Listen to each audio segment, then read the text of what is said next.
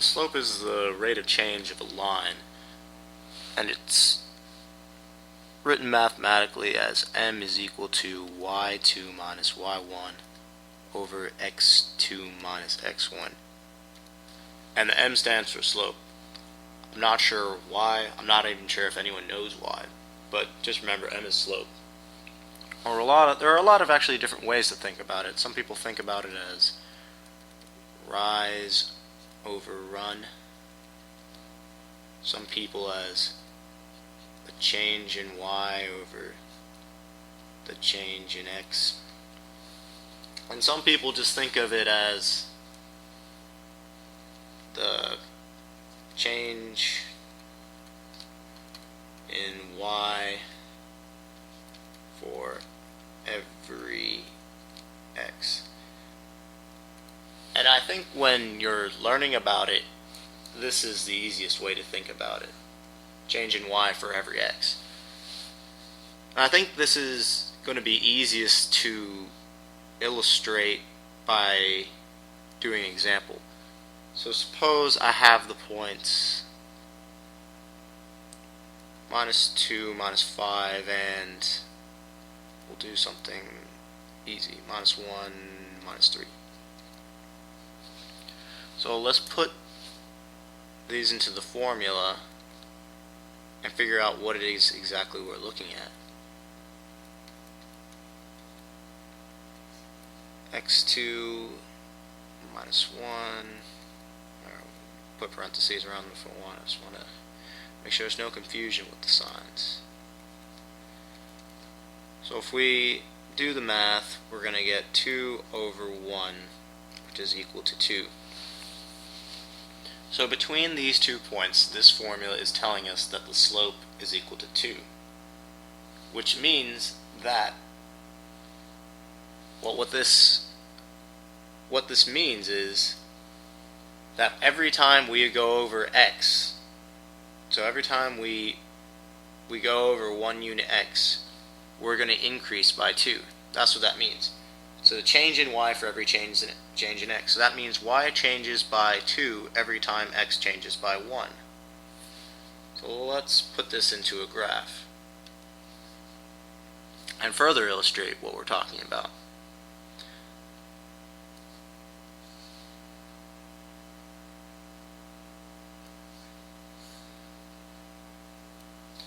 Try to make this graph as accurate as possible so the line will be straight.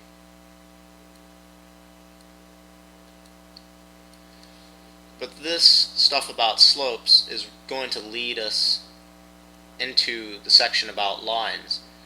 And you're going to find that if you have a really good understanding of slope, you're going to have a super easy time with lines. Slope and lines are almost exactly the same thing, as you'll come to understand. This is y, this is x. Let us graph our points, -2, -5, and -1, -3.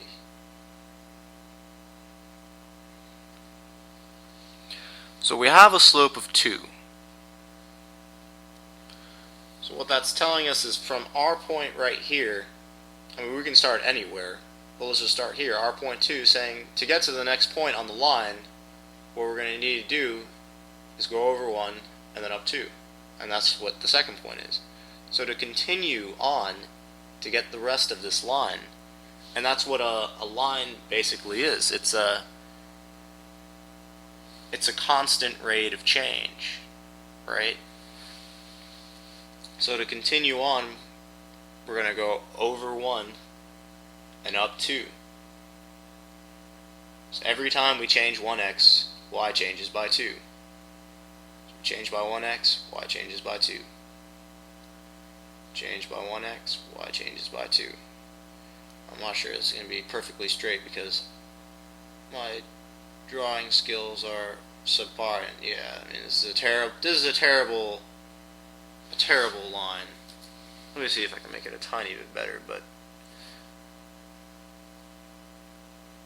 you should all see what I'm trying to do. I'm trying to connect the points, but if I if I wasn't so god-awful at drawing, all of these points would connect, but hopefully you'll see what I'm trying to show. If you have a piece of graphing paper, do it on there, and and especially if you have a straight edge, you should be able to connect all those points and they'll go right through. But that's all this slope thing is just talking about. It's describing the rate of change between 2 points, or if you have an equation. We're going to learn how to apply this to algebra later on. But for right now, just stick with calculating what the slope is and then knowing what it is. So now that we know what this formula is giving us, it's giving us a rate of change, and that change being specifically how much is y going to change for every 1x. So for every time I put in 1x, how many y's is it going to go up? So let's talk about what different slopes mean. Let me just make another graph.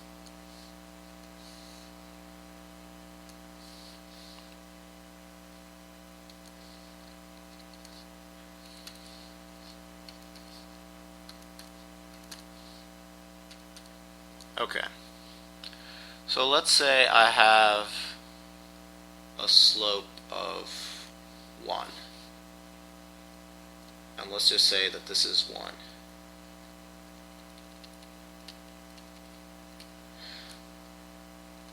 And it goes on forever. Let's just pretend that this is a line.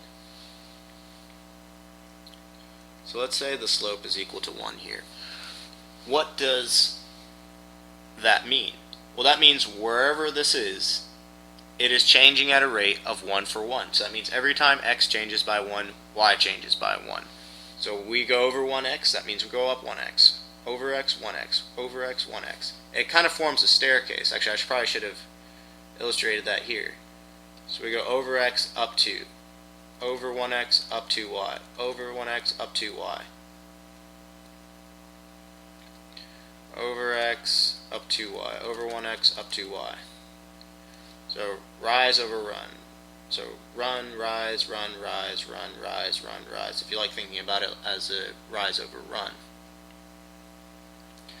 So that means, that's what this means. It's kind of like a staircase where it's 1 and 1. So let's say we had a slope of 2. Well, that would kind of be a little bit steeper because it would be going up a little bit faster.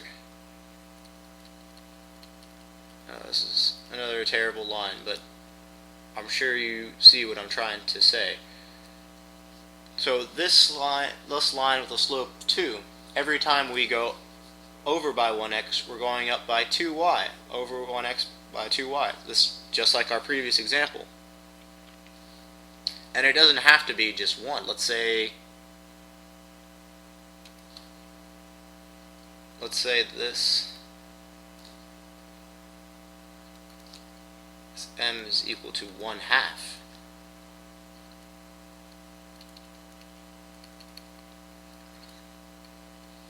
Now that's the same as saying when we go over by 1x, we only go up by half a y. We go over 1x, we only go up by half a y. Or you can think about it as we go over 2x, then we go up 1y. So rise over run, if you want to use it like that. But that's what it means. It would take us 2x in order to go up 1y, because if we go over 1x, we've only gone up half a y. So if we go over 2x, then we've gone up 1y. So that's another easy way of graphing it, the rise over run method. So rise over run. And in this example, we're using rise over run 2. I mean, the rise over run is just 2. I mean, 2 is equal to 2 over 1. So we've gone at 1, 2, 1, 2. So if this was a half, let's say this was 1/2 instead, we would have, instead of going over by 1, we would have gone 1, 2, 1. And then it would have been here, then 1, 2, 1, 1, 2, 1. Like that. And then all of these examples, I mean, we could have a very, very steep slope. Let's say we had one like this. say this is 20.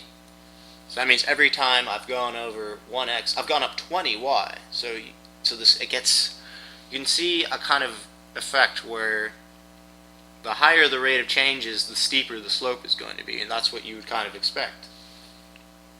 But it all doesn't have to be positive. We can have negative numbers too. We can have the same thing. This would be in the negative direction.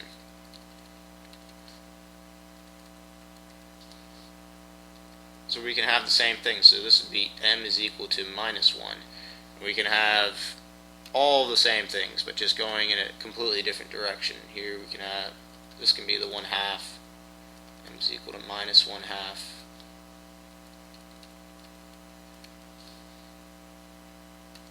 And say, this one can be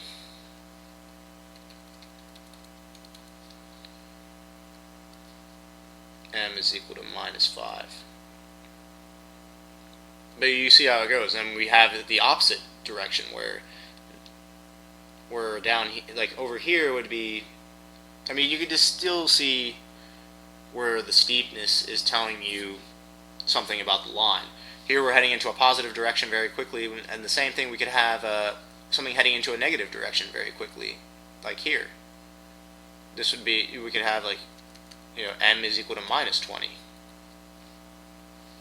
And the only other two possible lines of interest might be, what would the slope be if we were on the x-axis or on the y-axis? And well, this one's kind of doesn't have a lot of room. So let me draw one more graph.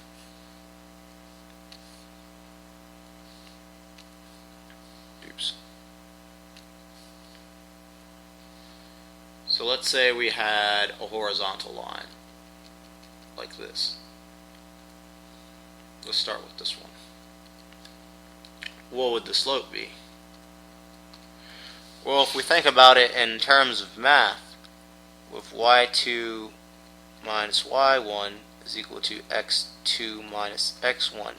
But here the y is not changing at all. So if it's a horizontal line, that means there's no change in y. So we have 0 is equal to x2 minus x1. Where here y would be the same, so it would be like y1 minus y1.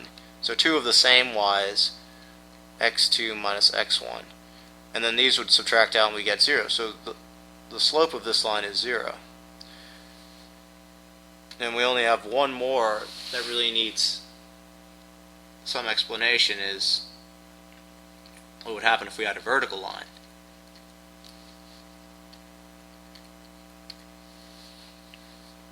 And here we have a situation but where the opposite thing is occurring. So we have two different y's. So here the y is changing but the x is remaining the same. So y2 minus y1 over 2 of the same x. So let's just say they're both x1. And here we're getting a 0 in the denominator. So y2 minus y1 over 0. So some people might say, well, it's equal to 0, but y is still changing. We just don't know. It's changing by infinite. So you'd say, at what rate is y changing? Well, we have no change in x, so we can't possibly define a rate. It's just increasing infinitely. So what we say is that it's not defined, because there is change. It's going up constantly, but we don't know that we have no way of knowing what that rate is. It's just an infinite rate. So we say that in cases where there's a horizontal line, it's undefined.